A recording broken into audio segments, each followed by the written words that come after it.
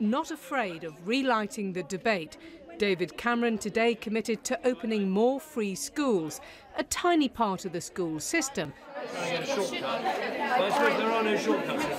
but a big part of his vision on education.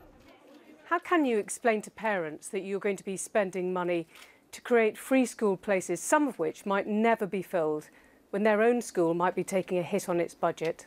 When it comes to free schools, they have been very popular, very successful, a greater percentage of them outstanding, and so far we've seen 3 applicants for every place. Under the current government, all new schools opening are free schools or academies. Today's announcement means 408 free schools are now open or have permission to open. 500 more could open if the Conservatives lead the next government. At the moment, free schools are just 1% of all schools in England. Free schools do get some people shouting, not always quite like this. Their younger brothers will go to one of the new free schools.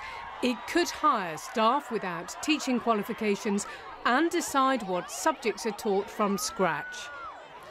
Free schools bring choice and they bring diversity.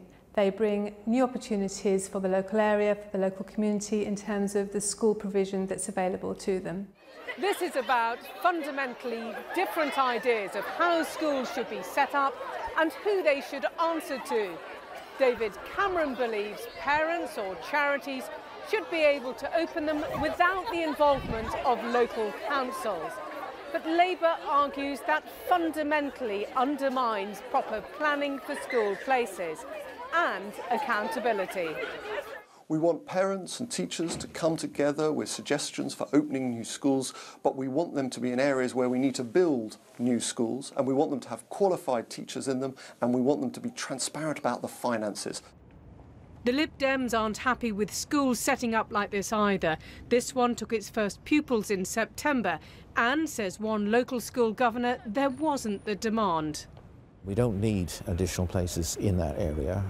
There are alternative schools, and all the surrounding schools are either good or outstanding, according to Ofsted.